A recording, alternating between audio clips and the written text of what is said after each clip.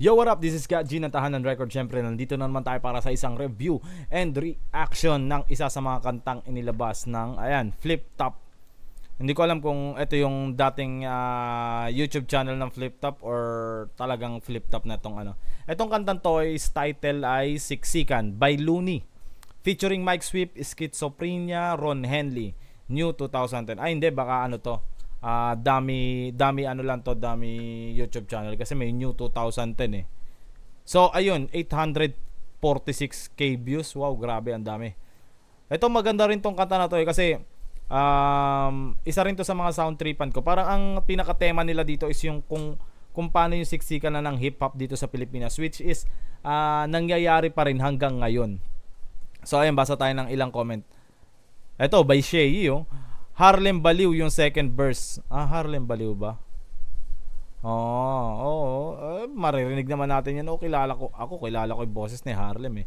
Frankenstein, yung mga dislike tong kantan to ay puro na ikiuso lang. Wag na tumanggi. Talaga. Far Genio Highness System Outprint 2019 na. Si Harlem nga yung isa dyan. Schizophrenia eh. Malamang nandito si Harlem. Ano yung kanta ni Looney na may We Shall Overcome sa intro niya? Poetic Palindrome. We Shall Overcome. Hindi ko rin matandaan kung ano yun. Tara, pakinggan na natin tong Siksikan. Mapakinggan ko ulit to. Nostalgic din to eh. Yeah. Ewan ko kung paro-paro beats to. Paro-paro beats ba to? Hindi. Baka paro-paro beats to kay Mike Swift.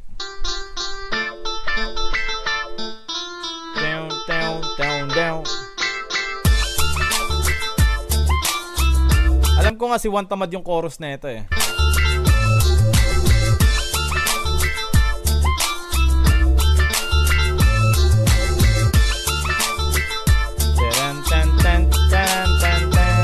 Kulit ng nung kulit ng beat Parang pag-iisipin mo parang baduy, parang walang kwenta naman tong beat na to pag ganyan tunog, pero pag nilapatan na ng rap tapos ang lumapat pa sila Looney, di ba? Talagang mapapawaw ka eh, mabibigla ka eh.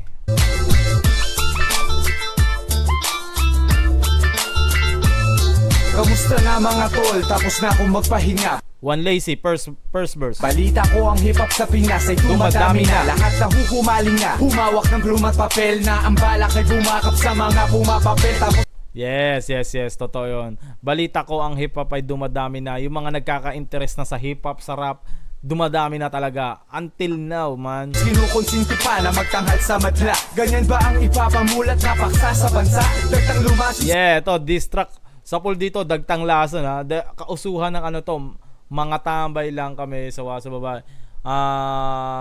Dahil naman binebra lang kami, kaya ngayon bakla na lang ang aming ibig. Masarap magmahal ng ganun yung title nun eh. Sa isipang magmahal ng bakla, kung isa ka sa dadagdag, wag ka na magtangka na umabante, wala nang upo na bakante. Kasi mali ang turo ng guro sa estudyante. Punuan na ang biyahe. Mali ang turo ng guro sa estudyante. Lalim. At iba ang nilagay, nakaratula kasi limitado ang sakay. Siksikan na o sa palengke ng Pasig. Masiksikan sa ultra nung na-ere yung stamping. Nagsiksikan sa pila, masikip walang hangin na mabaho ang sinaw kasi ang dami na natin. Yeah. Suabe. Dami na natin. Daming nakapila at siksikan at mainit pa. Koro si One Lazy din. Siksikan, dami di mabilang at sikat. Hindi ka na sikan ata. Siksikan. Siksikan di makaaban. Siksikan. At hindi na makasingit pa.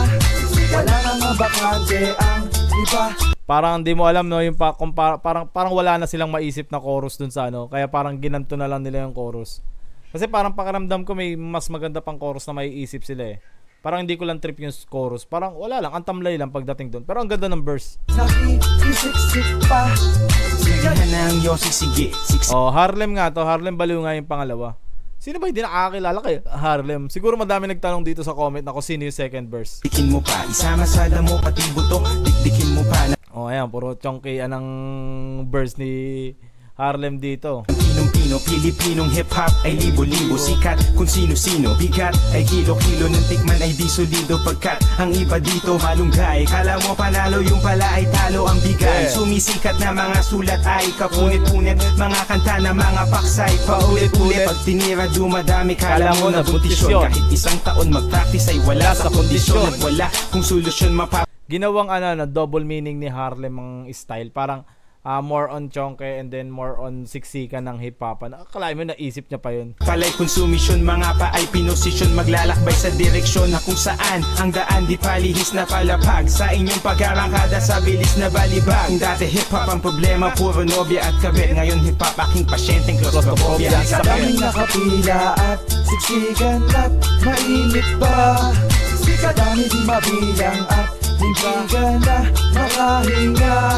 Siksikan di makaabante at hindi na makasingit pa. Ang hirap sabayan. Wala nang bakante, ang iba nakikisiksik pa. Siksikan na tayo, Looney! Wala nang pwesto dito. Ito ay eksklusibo para sa eksplosibo. Mga salitang masarap pa sa Pampangas, best tocino, pero walang preserbatibo. Wala nang mas pe-fresco dito. Aminin mo man o hindi, isa ka sa mga kumakagat. Pili tumatapat, estilo ko. Ito sagot to ni Looney kay Yawasap. Kasi yun sa hindi naman totally buo yung sagot. Parang pinahapyawan niya dito si Yawasap. Kasi nga dapat pala ni-review. Ewan ko kung na-review ko na yun eh. Alam ko na-review ko na yung Looney versus Yawasap eh. Tapos after ni Yawasap tumira sa Kaya Mo Ba To, ito yung sinagot ni Looney. Meron siyang part dito na sinagot ni Looney. Yung kuwang-kuwa yung overdubs ng Kaya Mo Ba To. Hulmahan ng lahat, kuhang-kuha pati overdubs ng Kaya Nyo Ba To? Sobrang gaya yung boses ko, akala ko ako. Mga rapper na kolorum, mas kadiri pa kay Golo. Mukhang tanga, pinupuri sarili sa forum. Luning-luning yung lyrics, Ron Henley yung flow.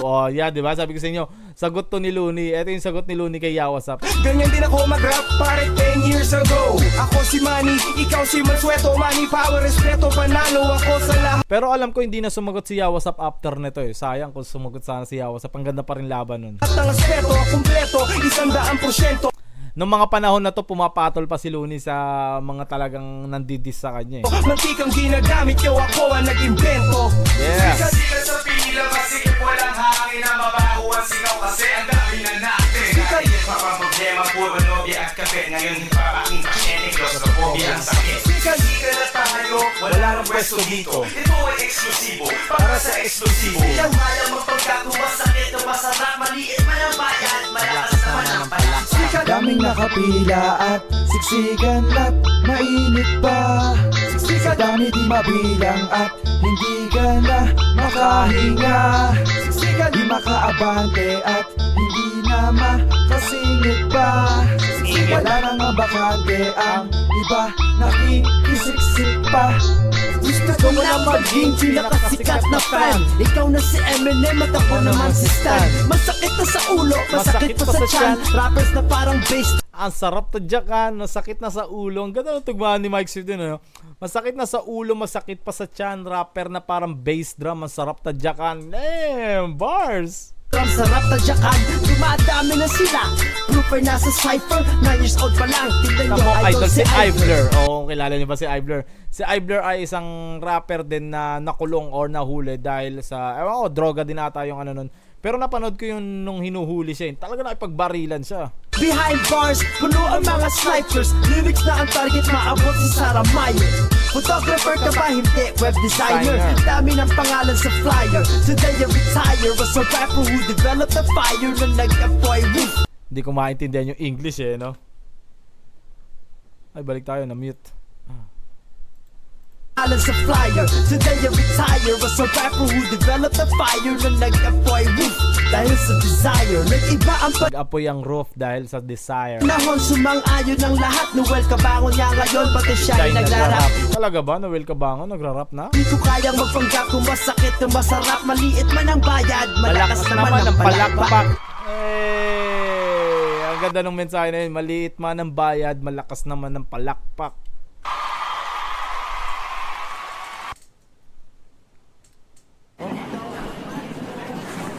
Puta, akala ko tapos na eh. May ads pala.